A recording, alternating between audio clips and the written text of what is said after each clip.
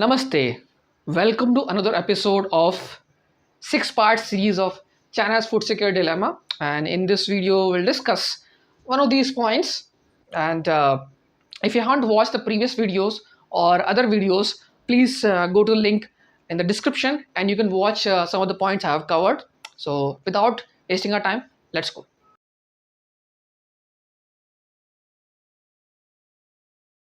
The second point we'll talk about water scarcity. And as I just told you a few minutes ago that China just possesses 6% of natural groundwater of 20% of world population. So obviously they have a water scarcity for farming and they have to use the same water for their population also. And because of rapid industrialization, they got some problems of groundwater contamination. The water cannot be used, and of course they have problems of droughts in some parts. And they have been growing some crops which needs more water, and the old farming practices just make a waste of water. That's what I have read in their own official report. So these are some of the these are very basic challenges even we in India might be facing. We also face in India. And what China is doing to solve these problems, they try to create artificial pond. The artificial pond, the logic is that you have a pool of water then which can be used for all around. That's what I understood. If you are an agriculturist, maybe you can tell me more. So artificial pond, that's the creating, and they are building a huge canal, taking water from the water rich region from the south to water scarce region in the north. Okay, so this drought is not happening everywhere else. So it's there's a difference in some provinces which are very productive. They're going grain, productive grains. They are facing the scarcity, and some are not facing. So this water is so water. The south the south part of China doesn't have problem of water scarcity. So they're building a huge canal. It's growing, and it has started to show some results. So in some places, of course, it helped in growing the yield. Production has increased, but in some it doesn't really do much. It did not do much, and it has created inter-provincial conflict, like two provinces fighting over the share of water. Mm. And China using heavily in technologies to improve the farming practices so that the water doesn't go waste. It goes in the adequate amount, but not less, not more, adequate amount. Now let's talk about India. I think we have the same problem in India, more or less we have, and we also adopted a lot of technologies China has been using. And but this one thing, inter-provision conflict. We also have problem of droughts, and you might, if you are an Indian, you know the Kaveri water issues between the state of Karnataka and Tamil Nadu, and then there is a Mahadi river issue between the state of I think Goa and Karnataka. So this water scarcity or the mismanagement of water or less or not proper management of water is going to be present in India also, and we need to be prepared for it because our population is growing, and we need to keep feeding, and we cannot rely on rain all the time.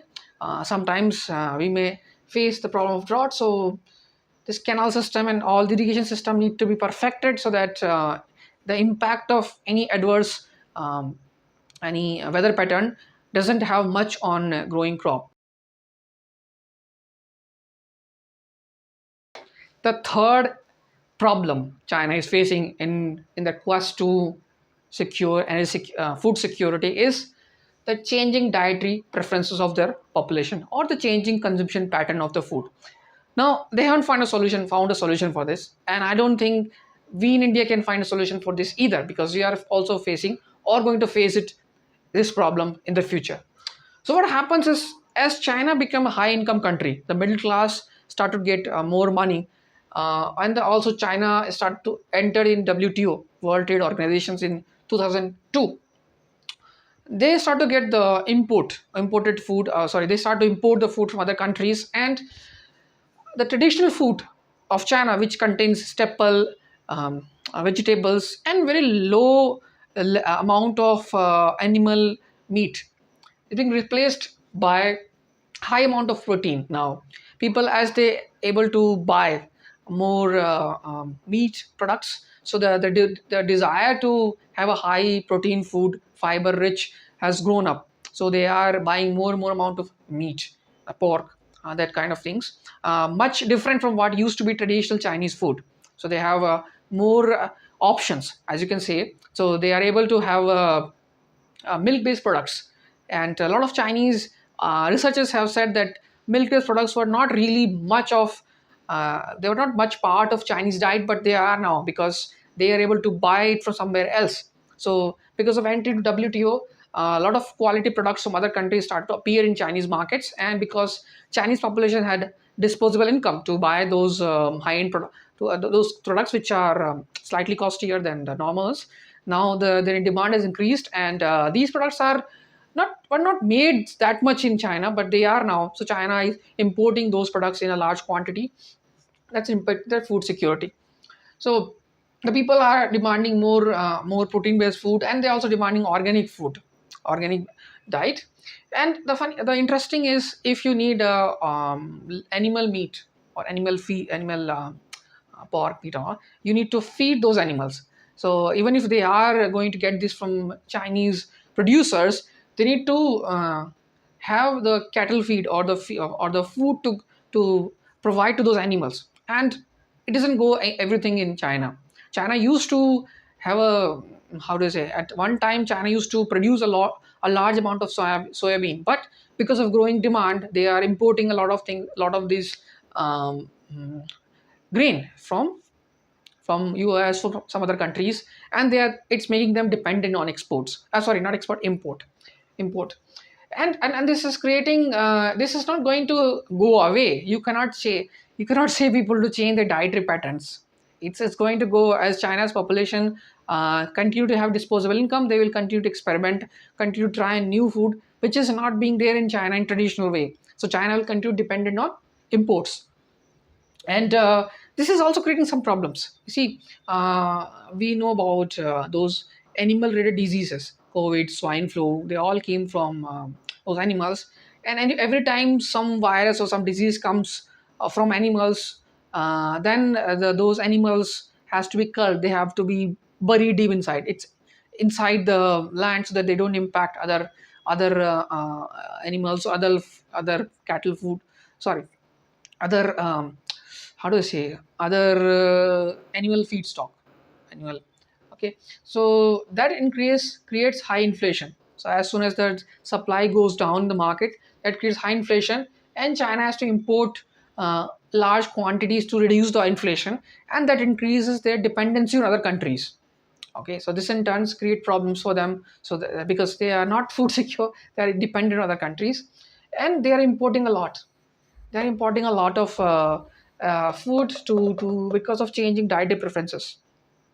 And and they tried to create a solution for that, like China had a sufficient supply of aqua based food diet, like fish. So they catch a lot of fish, and they're trying to turn into diet pattern to aquaculture. It's that fish based kind of diet. They're trying to do it, and they created that artificial pond, something like the marine park. They're creating marine park that where they can grow the fish, and that's not depend on somebody else. And that's what it's happening. And they're trying to promote staple diet, like in India we try to promote the millets, Sri Anna. They're trying to do the same in China. How successful it will be, we'll see in the future, but they're trying to promote, and they're trying to create a better oversight, and trying to promote those campaigns. It's told, I don't know, it's official, but I was told by one of my Chinese friend that Chinese government is trying to tell people to have a homegrown food instead of outside food. So traditional diet, Chinese diet. So this is what they are doing, and they haven't found a solution for that. And in India, we have a problem too. See, started to try a lot of different diets which were not present to us, and government of India too is trying to reduce those imported products, or edible oils, or some sort of things which were not grown here. So in India too, government's trying to protect millets, Sri Anna, and I think they're trying to promote something which can be grown here, so that we are not dependent on outside. And so far, it doesn't create much problems, as far as I know, except the crisis we had with the Malaysia of palm oil. we importing a lot of palm oil and edible oils from some other countries. So, but it can again, it's not good to depend on other countries for a diet which is not traditional to the native of the land of the native of the land. So I think this is going to be the dilemma of China, and they'll do something about it. And in India, we should think about in this direction that how can we have a diet which is traditional, which can be grown here, and for which we are not dependent on somebody else, so that our food security remain ensured and our population remain fed from homegrown crop. Thank you for watching this video, and you can watch more videos of the same series either in the link given in the descriptions. And if you like this video, please share it with others. If you want to know more about India-China relationship from the Indian perspective or a geopolitical from Indian perspective, please subscribe to my channel. And till the next video, namaste.